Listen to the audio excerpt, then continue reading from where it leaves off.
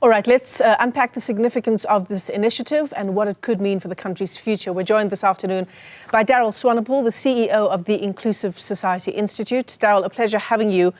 What did you make of what the president had to say in that speech last night? Well, good afternoon, Michelle. Good to be with you and the viewers. I think let's take a step back and consider, is this national dialogue necessary? Mm-hmm. And to my mind, it is clearly very necessary. Our country, if we have to be honest with ourselves, is in somewhat of a crisis. If one looks at the nation's trust in institutions through the Social Cohesion Index, which we as the Institute have developed, only 47.9% of South Africans trust our institutions. Only 42.7% of the people in our country believe that the resources are being fairly distributed. Only 46.8% of the people are accepting of the diversity in this country. And a shocking statistic is 36.6% of South Africans that actually respect the social rules in this country.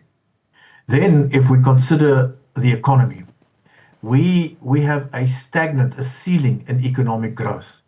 For over a decade now, our GDP has not grown beyond 1%, and we have rising unemployment.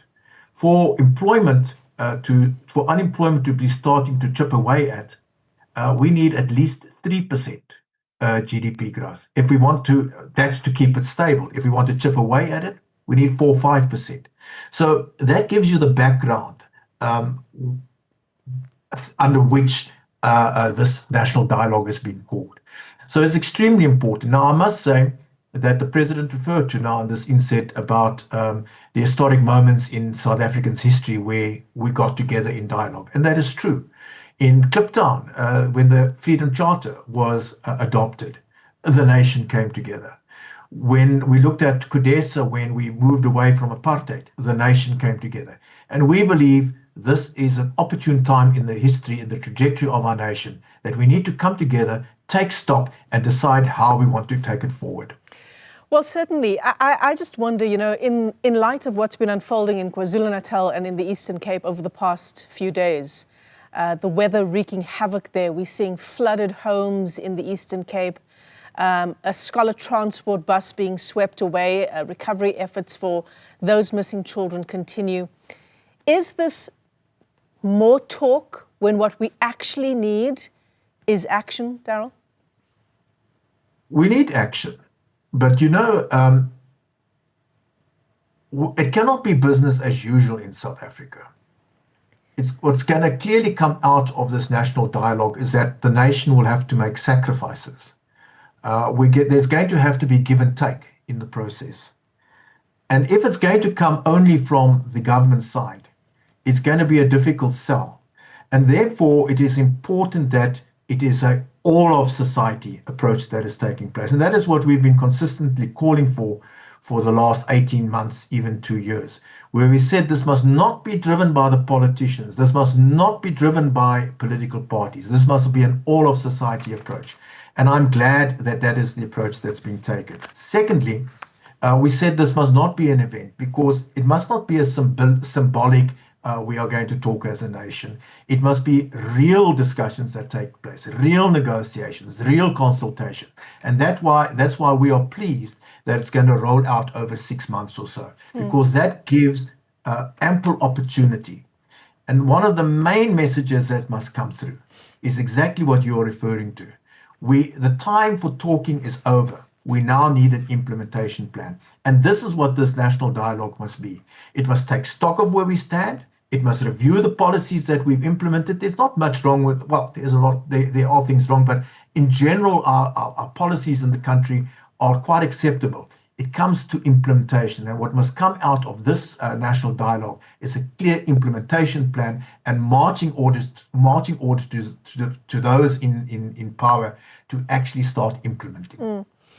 Yeah, I want to simplify the message a bit more for our viewers who are watching, Daryl, and perhaps are even in the Eastern Cape or in KwaZulu-Natal, currently mopping up the mud from their homes, So when we talk about the Codesa moment, or even talks in the build-up to democracy, Do you think that those moments are comparable to where we are as a country now? I mean, then we were fighting against one thing, right? It was this monster of apartheid, and we knew exactly what it was that needed to happen, and that was the road to democracy. Is the road that we need now perhaps a bit less clear? No, I think we have a single objective really, and that is that we need to create an inclusive and prosperous South Africa. And what we need to focus on over alles is the economy. If we do not get this economy to grow, then we will not be able to have the resources and the skills available to deliver the South African dream that we as a nation are striving for. It is extremely important that we get the economy back on track. So where we had the Kliptown moment, we had the Codesa moment, where we moved from apartheid to the new dispensation, we now have the growth moment where we need to shift the South African economy into a growth mode so that we can deliver the South Africa that we've promised our people in Kliptown and in Codesa. Yeah. The Inclusive Society Institute, of which you are the CEO, has advocated for a broad-based dialogue for some time, right? I want to ask you what role your organization would play in this kind of dialogue, and whether you're concerned that legacy institutions, for example, like the Thabo Mbeki and Nelson Mandela Foundations, have not been included here. Well, I think it is good that that no single foundation is lifted out so that everybody can participate as equals. And we as the Inclusive Society Institute will certainly play our role. We want to, in various aspects, contribute to the dialogue that's taking place. And our focus is certainly going to be on social cohesion. That's what we are specializing in. And we believe that it is social cohesion that must form the foundation on which an inclusive economy can be built. It was in the May elections last year as well, where we talked about the importance of something like a social compact, right? What does that look like for you? Because in many respects, we've been singing the same song for months, for years in some instances. We need to ignite the economy. We need to create jobs. We need an inclusive society. The same phrases said over and over. But what does this social compact look like for you in reality? Yeah, we call it the People's Plan. And the People's Plan should address issues such as economic justice and opportunity. How do we ensure that growth is inclusive and job creating? How do we give people faith that the resources are being distributed more fairly in the country? We have to also look at education and youth empowerment. The youth unemployment figure is staggering and very, very worrying. If we want to keep the youth stable and patient, we're going to have to start showing them that we are taking them serious and that we are wanting them to also start to be able to provide for themselves, etc. The education must be clearly geared for the current realities. We are creating graduates. People are getting through school, but they are not geared for the real economy. We need tradesmen, we need engineers, we need scientists. That's what we need in the economy, and that is lacking.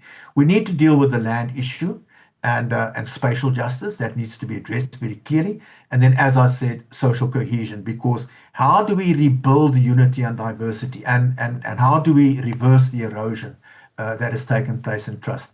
In 1994, the early 90s, when the Rainbow Nation was formed, social cohesion was extremely high in the country. When the economy was growing, social cohesion was really high.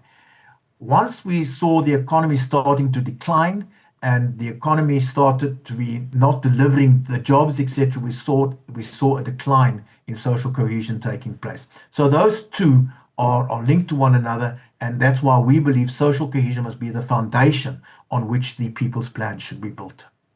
Daryl Swanepoel is the CEO of the Inclusive Society Institute. Daryl, let me thank you for your time this afternoon.